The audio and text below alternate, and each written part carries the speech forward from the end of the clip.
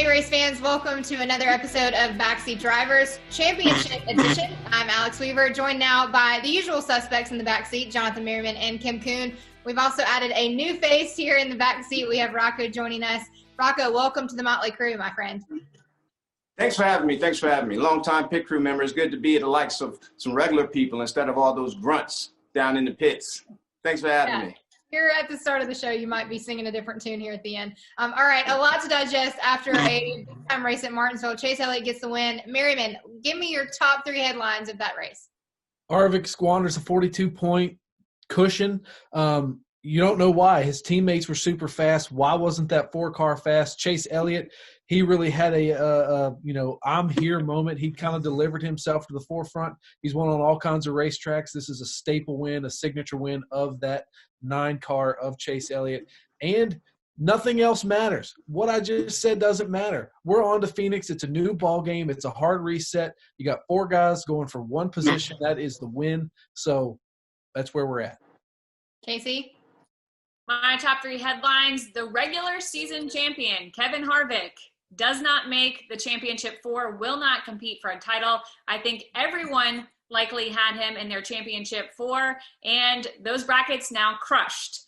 Second headline, Martin Truex Jr. pits on lap 475 with a loose wheel. I think if that hadn't happened, we maybe would have had a different championship 4. And then finally, Chase Elliott has his back against the wall. The 9 team gets it done. This was arguably the most significant win of Chase Elliott's career. All right, Rocco, bring the fire here.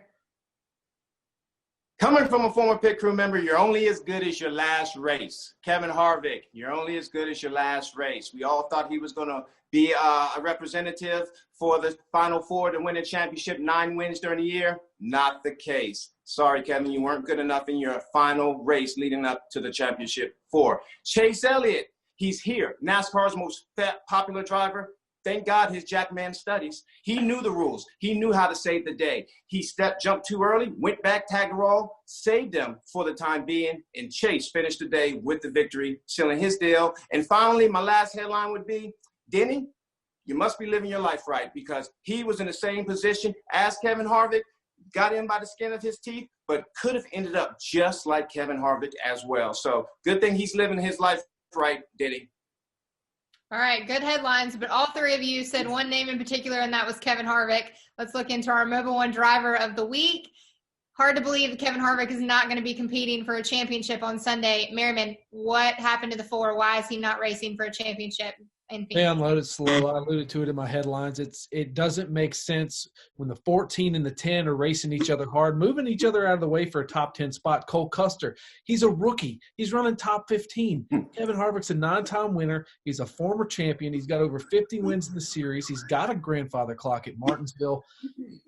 I think they went a little too crazy on the setup. I think they tried something. Go tried and true. Go chalk. You got a 42-point cushion. Don't blow it. Also hit Kyle Busch a little bit too late. If he'd have bumped him in the corner, went around him, he could have, got a tie and advanced. So just a lot of things went wrong for that 4-car. They tried something. It didn't work.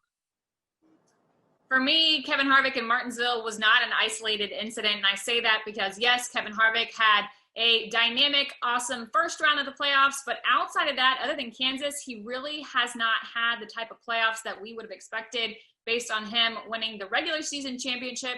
In fact, Kansas is only top 10 in the second and third rounds of the playoffs, so I think it's a combination of them just kind of coasting during the playoffs, thinking that they had this buffer, as well as the other teams that are running for a title bringing their game up. So they bumped their game up. Kevin Harvick kind of coasted, and we don't see the 4 in the playoffs. How can anyone ever get tired of candy? Kevin Harvick had a lot of candy during the year. Winning races, celebrating, victory lane, seemed like he got used to it. Thought it was going to come all the time. I agree with both of y'all on how y'all thought himself. When you win 9 races in a year, you're the top crew chief. You know you have the setup for every track. Every track you have the ability to win. Why would you try something different? Why would you go out of your comfort zone? I'm not saying they did that, but as you said, when you see Cole Custer in your same camp running top 15, you see Kevin Harvick running in lackluster back in the 20s. Not only that, when you hear commentators tell you, hey, his car looks lower in the corners compared to everybody else, something is different. Not only that, Kevin Harvick did not just forget how to drive in Martinsville, okay? So with that being said, that was one of the biggest disappointments for Kevin Harvick. At the end of the day, you're only as good as your last race. So say Kevin Harvick does win the championship this year. Let's just throw a hypothetical out there. Does he come back next year? Because everybody wants to go out with the Kobe moment. So JM, does he come back in 2021 if he wins in 2020? Hell would have frozen over. You don't win nine races and not come back. You have a chance to, put yourself in 60+ win territory if you come back next year, win another championship. Don't forget, nothing changes. We're not going to the next gen car until 2022.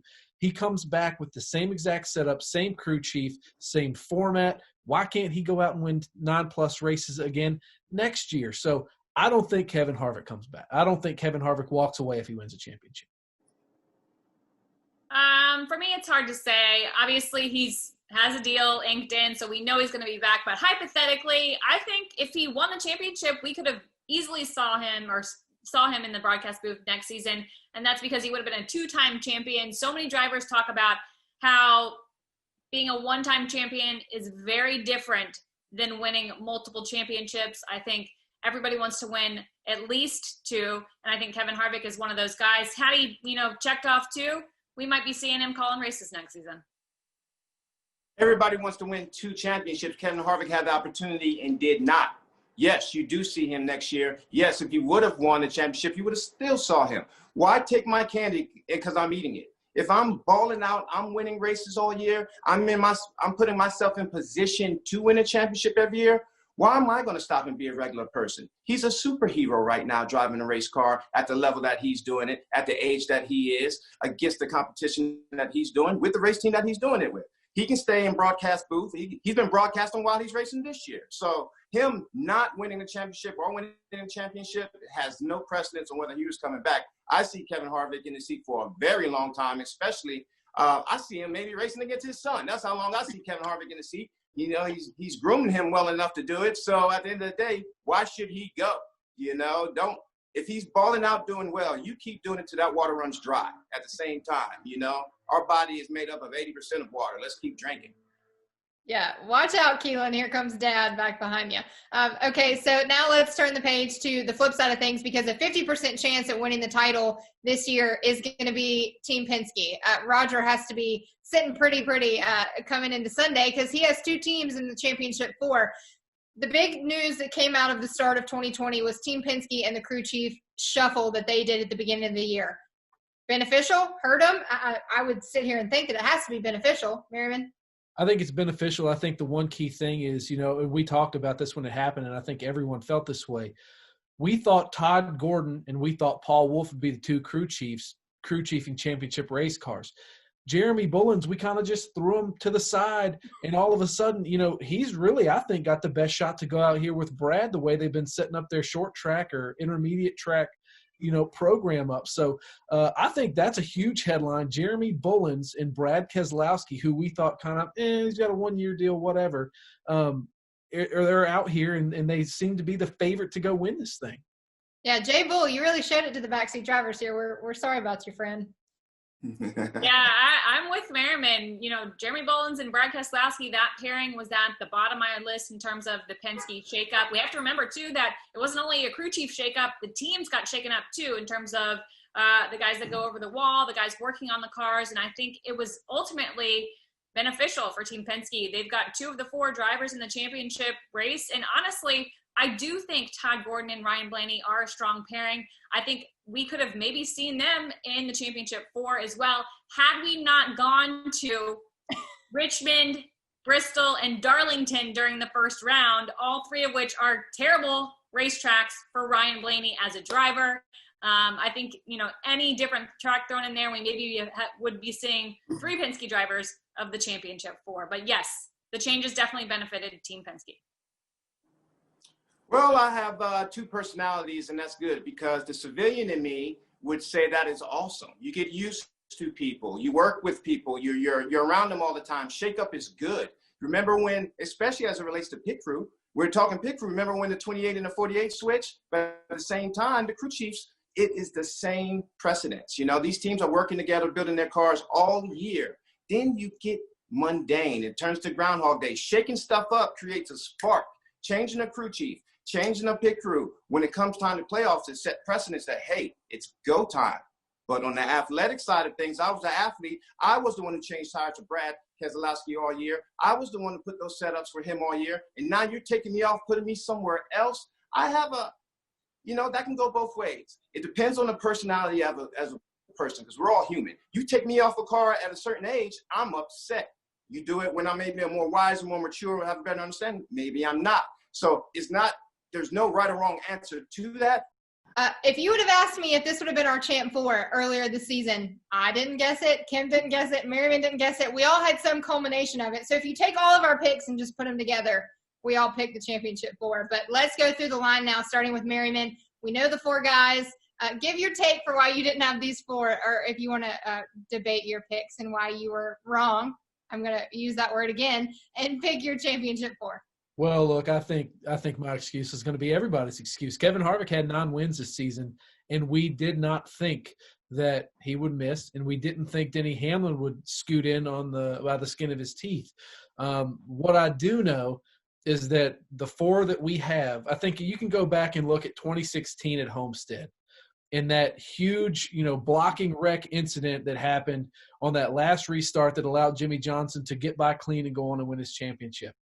I think with the 4 that we have, the aggressive nature of the 22, the aggressive nature of the 2, and combine that with Chase Elliott running for his first title, Denny Hamlin trying to overcome, everyone says, he kind of squandered a few away. He's got a lot on the line. Look, Phoenix has pavement everywhere. People use the dog leg. It's going to be insane towards the end of that race. I wouldn't be surprised if we saw 2016 all over again in terms of blocking and wrecking. But the Championship 4 we got, they're all championship caliber. Obviously, I have no excuses why I didn't pick it right. It's just this playoff format is just so unpredictable, and it's so fun to watch. Casey? Well, I think based on the regular season that nobody could have picked this Championship 4, because again, to reiterate, I think everybody thought Kevin Harvick was going to be competing for a title when we went to Phoenix, but I'm really excited about this 4, and it's because I feel like this is more of an even playing field than we expected heading into Phoenix. Yes, you could say, Denny Hamlin out of the 4 was maybe the cream of the crop, but that was during the regular season. Denny Hamlin didn't have the playoffs that we expected, and I would say now it's really anybody's championship when you look at Joey Logano, Brad Keselowski, Denny Hamlin, and Chase Elliott, and that's what excites me. And all of these guys in, one year or another have scuffled with other drivers and scuffled with each other. So I think the potential for high drama at Phoenix is certainly there. I agree with Merriman. There's definitely going to be likely a lot of blocking when you look at the guys that are factoring into the title run.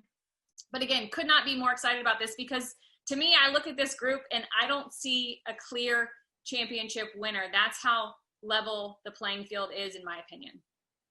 Well, I, back in January, had Jimmy Johnson as my championship pick, and so here we go. How'd that go for you? Wrong all the way around. All right, Rocky, let's start with you. Give us your championship pick winner and why. My championship pick 4 is similar to what we have now, minus Brad Keselowski. I would have had Martin Truex in that position, especially once I saw the lineup, and I saw that Martinsville was going to be the deciding factor in the race for the championship 4. I just knew Truex had that sewn up, which is what he had sewn up in, until that loose wheel. Truex has always been the type to get his points and the epitome of consistency. I call Truex Steady Eddie. You don't know where he's at. You're not paying attention to him, but you open your eyes around 50 to go, there is Truex. So that was the only one that I wanted in my 4 that isn't there now. Chase Elliott, of course, I thought he was going to do it. This was his year. He needed to do it. NASCAR's most popular driver needs to be in the championship 4 every single year. Not to mention he looks the way he looks and he stays out of trouble. So therefore, we need him to get the females on board and to start watching NASCAR a little bit more, because he's just not my type. Brad Keselowski definitely isn't my type physically and, just the way he looks. But as far as a wheelman and driving, totally expected for him to be there because he's been there before. He won a championship at a very early age to the point where I didn't even know who he was when he won his championship. So started young, and all of those classes he took to get his looks better are paying off. So he'll be a good championship for contender. Denny Hamlin definitely had him in there for the simple fact that his pit crew is allowed to go balls to the wall. Denny is allowed to go balls to the wall. They're allowed to go all go. And I love that fact that your pit crew can give you what you need to be in front. And if you have a loose wheel, you're not reprimanded for it because they want you to push it. They want you to pick up those stops. That's how they live. And Denny has always been able to find a way to maximize those opportunities. When he's given the chance to show that he is a baller driver, he gets lit with it. And he shows you exactly what he does. So I really love Denny in that Final Four. And then who am I missing? I have Denny. I have Chase. I have Truex, which is not Truex, it's Brad. And who's left? Logano. Joey. Yeah, Logano. He's won it already. I'm indifferent. I expected the best thing since sliced bread to be there, smiling as usual. He won the race first and was able to cruise. He just has it so easy, it seems. Joey Logano, it seems like karma's on his side. He's living his life right. His crew is outstanding. They love him to death. And, I just feel like he is one that can easily take that championship as well, So I would agree. My 4 would have looked exactly how it looks now, and that's no shade. I'm not just saying that to tell you all that because I know what I'm talking about. But Truex is the only one who did not show up, and that was pretty much because of his pit crew member, and that sucks. So much emphasis is put on a human performance level of this racing, and it never gets realized until they make a mistake. Every time these crews pull off amazing feats like TJ Semke to save the day, it never goes realized. But as soon as you mess up and you cost that driver the shot at winning the championship, it's realized then. And I feel bad for that team and that tire changer somewhat. But at the same time, I'm also confident that tire changer was put there for a reason, and stuff like that is what you need to build and rebound. And next year, I feel like they'll have a shot as well. So at the end of the day, my 4 is consistent with what it is now, minus Brad Keselowski, who would be Martin Truex Jr., who was slighted because of the human performance of racing. That's racing. I love it. I hope the human performance level stays the level it is now, and I feel like the better you get that down, the better opportunities you have. So that's my Final 4 in the championship.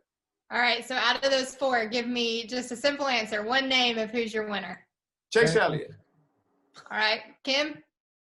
It's so tough. Like I said, it feels like the playing field is so level this year. I'm going to go with Chase Elliott. They have the most momentum. Picking with your heart, not your head. Brad Keselowski's been just slaying them, especially with the car he's going to be bringing. I understand that's the car they took to Loudon, the car they took to Richmond, won both those races.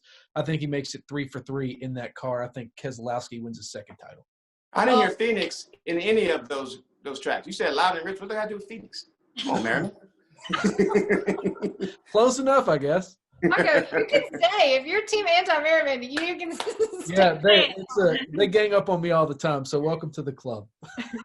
All right, well, due to all 3 of you guys, I'm going to stick with my original championship pick that we had back in August, June, whatever that month was. I'm going with the 11, Denny Hamlin. Screw the tape. We're going full throttle on Redemption Tour. Thank you guys so much for joining us on the championship edition of Backseat Drivers. It's going to be a good one on Sunday. We're crowning 3 champions in NASCAR's National Series and the Cup Series. It all goes down Sunday, 3 p.m. on NBC. You're not going to want to miss it. We'll see you guys on another episode of Backseat Drivers.